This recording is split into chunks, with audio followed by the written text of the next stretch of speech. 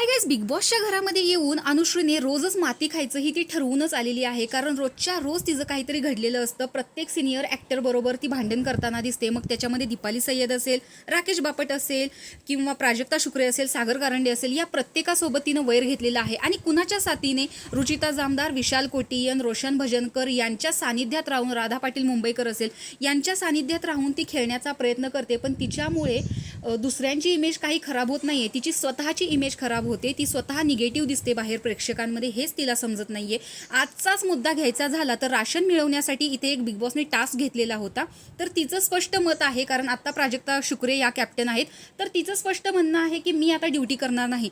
Duty जर करणार नाही तर काय करणार, म्हणून मला शिव्या दिल्या तिने, असं म्हणून प्राजक्ता शुक्रेने ज्यावेळेस दीपाली सय्यदकडे तक्रार केली त्यावेळेस ती बाहेर विचारायला गेली की काय ग, तू शिव्या देतेस का लोकांना? त्यावर तिचं म्हणणं आहे की नाही, आली बघा आता आईला घेऊन, आता नंतर येईल बापाला घेऊन. तर इथं यांचं एक टोळकं बसलेलं आहे, ज्याच्यामध्ये विशाल कोटियन आहे, रोशन भजनकर, राधा मुंबईकर, रुचिता जामदार असेल, अशा इथं दिग्गज व्यक्तिमत्व इथं बसलेली आहेत. आणि यांनी ठरवलेलंच आहे की सिनियर ॲक्टर जे आहेत त्यांच्याबरोबर जर आपण भांडण केलं तरच आपण बाहेर प्रेक्षकांना दिसू, तरच आपला गेम दिसेल, अशा पद्धतीची एक यांची गैरसमजूत झालेली आहे. आणि त्याच्यामुळेच हे कोणाला काय बोलतायत याचं यांना भान उरलेलं नाहीये. याच्या अगोदर सुद्धा बिग बॉसच्या घरामध्ये सिनियर ॲक्टर्स होते, पण त्यांच्या बाबतीत असं कधी झालेलं नव्हतं की इन्फ्लुएन्सर आले आणि त्यांना काहीही बोलले.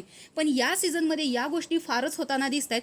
तर इथे प्राजक्ता शुक्रे सुद्धा पहिल्यांदाच तिचा सूर चढलेला दिसतोय, कारण ती म्हणते की बावळट आहेस का ग जरा.